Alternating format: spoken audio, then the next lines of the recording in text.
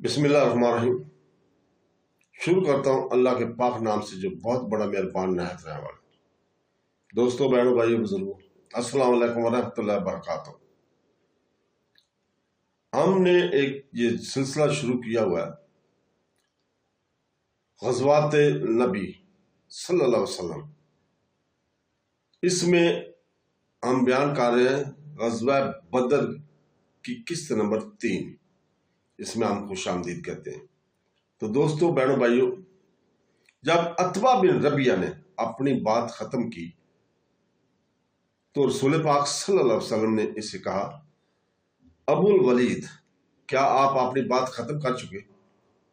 اس نے کہا ہاں۔ تو رسول پاک صلی اللہ علیہ وسلم نے فرمایا، میری بات سن۔ اس نے کہا سنتا ہوں۔ یہ اس وقت کا بات ہے جب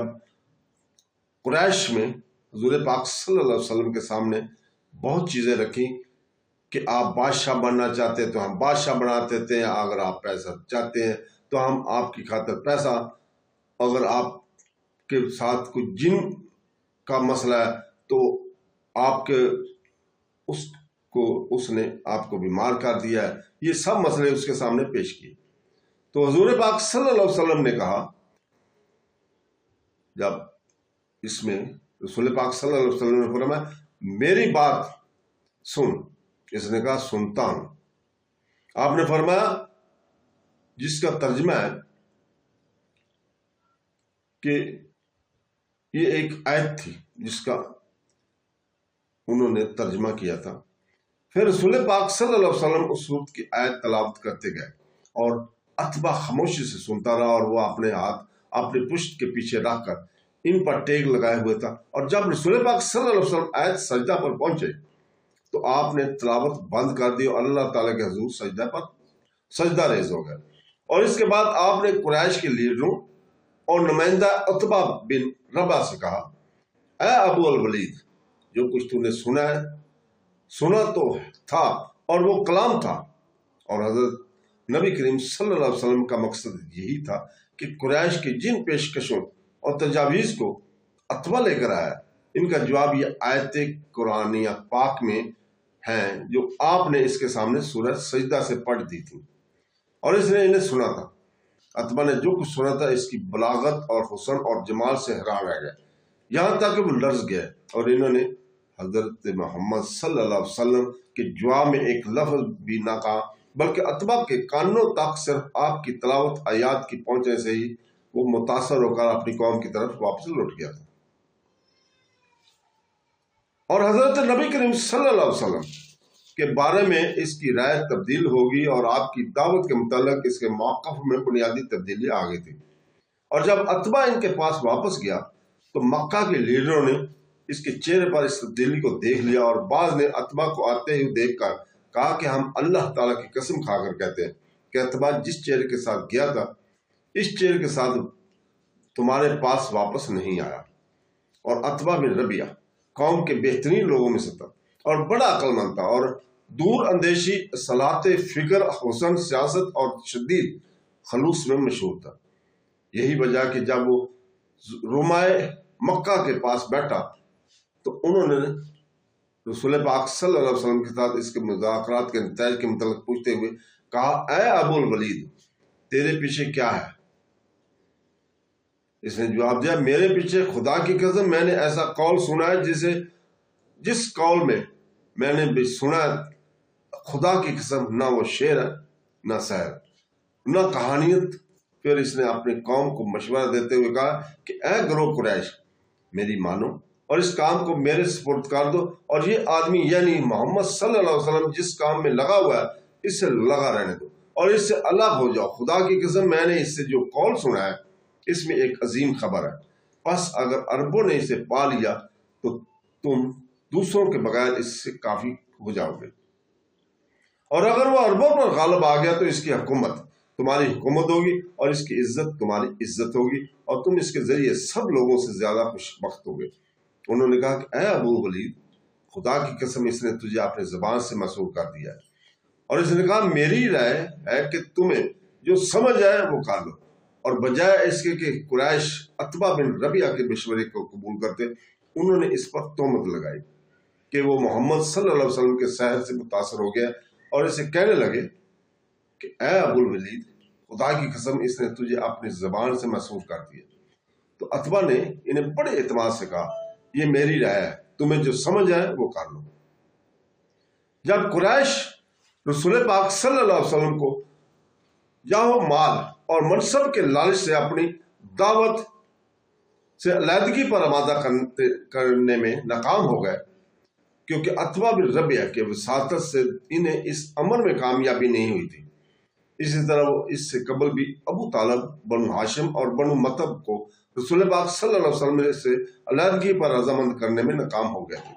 تو انہوں نے ان دونوں قبیلوں بنی ہاشم اور بنی مطلب کے خلاف اقتصادی اور سوشل جنگ کے منصوبے کی تنقید کا آغاز کر دیا تھا، اور انہوں نے ان دونوں قبیلوں کی سخت اقتصادی ناکہ بندی اور سخت سوشل بائیکاٹ کر دیا۔ پس وہ اپنے پارلیمنٹ میں ان بڑھتی ہوئی فتویات کے مقابلے کے لیے، جو دن بدن نہ صرف مکہ کے اندر بلکہ اس کے بعد پڑوسی قبائل میں بھی دعوت نبی کو حاصل ہو رہی تھی، فیصلہ کن ضروری اقدامات کے مشورے کے لیے جمع ہوئے، اور قریش کے مرکز کی پریشانی میں جس بات نے اضافہ کیا وہ یہ تھی کہ عمر بن خطاب اور حمزہ بن عبد المطلب نے اسلام قبول کر لیا تھا، اور قریش ان دونوں آدمیوں کو بہت اہمیت دیتے تھے، اور عملاً ان دونوں کے اسلام نے مسلمانوں کے پلڑے کو بھاری کر دیا تھا اور ان سے ان کی قوت میں اضافہ ہو گیا تھا۔ اس کے بالمقابل مکہ کی پارلیمنٹ نے ایک قرارداد پاس کی جو بنی ہاشم اور بنی مطلب کے خلاف اقتصادی ناکہ بندی اور سوشل بائیکاٹ کا فیصلہ دیتی تھی، اور یہ دونوں قبیلے ان دونوں کے مسلمان اور کافر افراد اس شدید ناکہ بندی کے مقابل ڈٹے رہے، اور انہوں نے محمد صلی اللہ علیہ وسلم کے بے یار و مددگار نہ چھوڑا، بلکہ انہوں نے اس شدت ناکہ بندی کے نتیجے میں پہنچنے والے نقصانات کے باوجود آپ کی حمایت کی۔ ابن اسحاق بیان کرتا ہے کہ جب قریش نے دیکھا کہ رسول پاک صلی اللہ علیہ وسلم کے صحاب ایسے ملک میں فروکش ہو گئے جہاں انہیں امن اور سکون نصیب ہوا ہے، اور نجاشی نے ان میں سے پناہ لینے والوں کی حفاظت کی ہے، اور عمر رضی اللہ تعالیٰ نے بھی اسلام قبول کر لیا، اور وہ حمزہ بن عبد المطلب رضی اللہ تعالیٰ عنہ رسول پاک صلی اللہ علیہ وسلم آپ کے صحاب کے ساتھ ہیں، اور اسلام قبائل میں پھیلنے لگا، تو انہوں نے اکٹھے ہو کر مشورہ کیا کہ وہ ایک تحریر لکھیں جس میں بنی ہاشم اور بنی مطلب کے متعلق معاہدہ کریں کہ نہ وہ ان سے نکاح کریں گے اور نہ انہیں نکاح کر کے دیں گے، اور نہ ان کے پاس کوئی چیز فروخت کریں گے اور نہ ان سے خریدیں گے۔ بس جب وہ اس امر کے لیے اکٹھے ہوئے تو انہوں نے یہ باتیں ایک کاغذ پر لکھی، پھر معاہدہ کیا اور اس پر مہرے لگائی، پھر اس کاغذ کو اپنے آپ کو اس پر مضبوطی سے قائم رکھنے کے لیے کعبہ کے اندر لٹکا دیا گیا۔ جب قریش نے یہ کام کیا تو بنو ہاشم اور بنو مطلب ابو طالب کے پاس گئے، اور اس کے ساتھ شعیب ابی طالب بھی داخل ہو گئے اور اس کے ساتھ اکٹھے ہو گئے، اور بنی ہاشم میں سے ابو لہب عبد العزا بن عبد المطلب قریش کے پاس چلے گئے اور ان کی مدد کرنے لگے۔ اس طرح فریقین کے درمیان جھگڑا بڑھ گیا اور اس کا حلقہ وسیع ہو گیا۔ اب حضرت محمد صلی اللہ علیہ وسلم میدان میں اکیلے نہ تھے، بلکہ آپ کے ساتھ دو ایسے قبیلے تھے جنہیں قریش کے قبائل میں حقیر نہ سمجھا جاتا تھا۔ مسلمانوں اور بنی ہاشم اور بنی مطلب کے جو لوگ ان کے ساتھ تھے، ان کا معاشرہ سخت ہو گیا، اور قریش نے اپنے ناجائز مقاطع میں سختی کر دی، یہاں تک کہ ان راستوں پر جو اس شب کی طرف جاتے تھے جس میں مسلمان مسحور تھے، چوکیدار کھڑے کر دیے گئے تاکہ وہ نگرانی کریں کہ کن صاحبان مروت کے ہاتھوں شب میں مسحورین کے پاس کھانا پہنچتا ہے۔ اور اس کی دلیل یہ ہے کہ بسا اوقات خود ابو جہل بن ہشام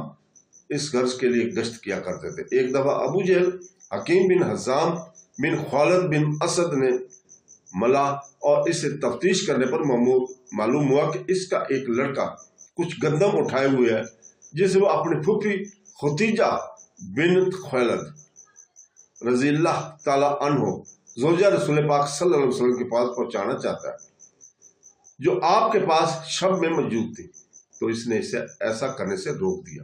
और गंदम को वापस करने की कोशिश की। तो बहनों भाइयों बुजुर्गों, कुरैश ने बनी हाशिम और बनी मतलब का जो बाइकाट किया वो मुसलसल पूरे 3 साल तक रहा। इसमें मौसूरीन ने कई किस्म के मरहूमियां बर्दाश्त की और तंगी अपनी इंतहा को पहुंच गई थी। वो लोगों से इत्तिसाल और इख्तलात ना कर सकते थे, इस वजह से इन्हें बहुत तकलीफ पहुंची। भूख और बाइकाट की सियासत के पसे पर्दा कुरैश का मकसद ये था कि वो मोहम्मद सल्लल्लाहु अलैहि वसल्लम की कौम जो बनी हाशिम और बड़ी मतलब में से है को आपसे अलग होने पर मजबूर कर दें, ताकि आप अकेले रह जाएं और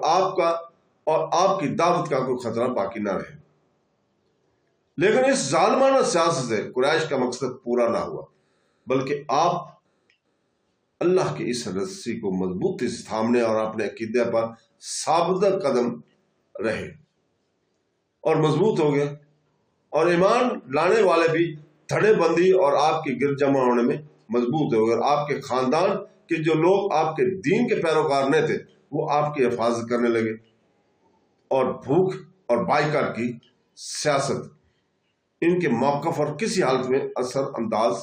ना हुई। तो दोस्तों, बहनों भाइयों, ये हुज़ूर पाक सल्लल्लाहु अलैहि वसल्लम की पहली बीवी जो थी हजरत उम्मुल मोमिनीन हजरत खदीजा बिन्त खुवैलिद बिन असद बिन अब्दुल अजीज, ये रसूल पाक सल्लल्लाहु अलैहि वसल्लम की पहली बीवी हैं, और शादी के वक्त आप रसूल पाक सल्लल्लाहु अलैहि वसल्लम से 15 वर्ष बड़ी थी। आपका बाप जंग फज्जार में कत्ल हुआ था, और रसूल पाक सल्लल्लाहु अलैहि वसल्लम से शादी करने से कबल आपने इब्ने हाला बिन ज़ारा तमीमी से शादी की जो फौत हो गया था। आप बहुत मालदार थी और वसी तजारती कारोबार की मालिक थी, और तजारत के लिए काम करने वाले लोगों को अजरत पर हासिल किया करते थे और इन्हें के लिए सरमाया फराहम करते थे। ख़ुसूसन मक्का के इन मशहूर तजारती सफरों में जो शाम की तरफ होते थे, वसत से कबल एक दफ़ा आपने रसूल पाक सल्लल्लाहु अलैहि वसल्लम को अपने तजारत के लिए शाम की तरफ भेजा। आप काफिले के साथ गए और शाम के बसरी बाजार में हजरत खुतैजा रज़ियल्लाहु ताला अन्हु के नाम पर तजारत की और इस सफर में नफा हासिल करके वापस लौटे। इन दिनों आपकी उम्र 25 साल थी। आपकी वापसी के बाद हजरत खुतैजा रज़ियल्लाहु ताला ने आपको शादी का पैगाम भेजा, जिसे आपने कबूल करे। इस वक्त हजरत खुतैजा ने अपने चचा अमर बिन असद बिन अब्दुल अजीज को अपनी ख्वाहिश आजाद आगाह किया, तो इसने इस बात को हुजूर पाक सल्लल्लाहु अलैहि वसल्लम की वजह से बखुशी मंजूर कर लिया। फिर नबूवत से कबल रसूल पाक सल्लल्लाहु अलैहि वसल्लम के साथ आपकी शादी होगी, और आपके यहाँ रसूल पाक सल्लल्लाहु अलैहि वसल्लम से 2 बच्चे कासिम और अब्दुल्ला पैदा हुए। इन्हीं की तहर और तरबीब कहा जाता है, और 4 बच्चियां पैदा हुई, जो ये है कि हजरत ज़ैनब रज़ियल्लाहु ताला, रुक़ैया रज़ियल्लाहु ताला अन्हा, उम्मे कुलसूम रज़ियल्लाहु ताला अन्हा और फातिमतुल ज़हरा रज़ियल्लाहु ताला अन्हा। और जब रसूल पाक सल्लल्लाहु अलैहि वसल्लम की बअसत हुई तो आप सबसे पहले इंसान है जो आप पर ईमान लाए। आप साला तैयबा और मेहरबान बीवी के लिए एक अला नमूना है। जिन दिनों मक्का में हिजरत से कबल रसूल पाक सल्लल्लाहु अलैहि वसल्लम के मसाइब में इजाफा हो गया था, आपका हुस्न सलूक और पाक रोशन दिल आप सल्लल्लाहु अलैहि वसल्लम के अलाम को कम करने का बहुत बड़ा जरिया था। आपकी वफात मक्का में हिजरत से 3 साल कबल 64 साल की उम्र में हुई। तो दोस्तों, इसके साथ ही इजाज़त चाहते हैं। कल तक के लिए अल्लाह हाफ़िज़।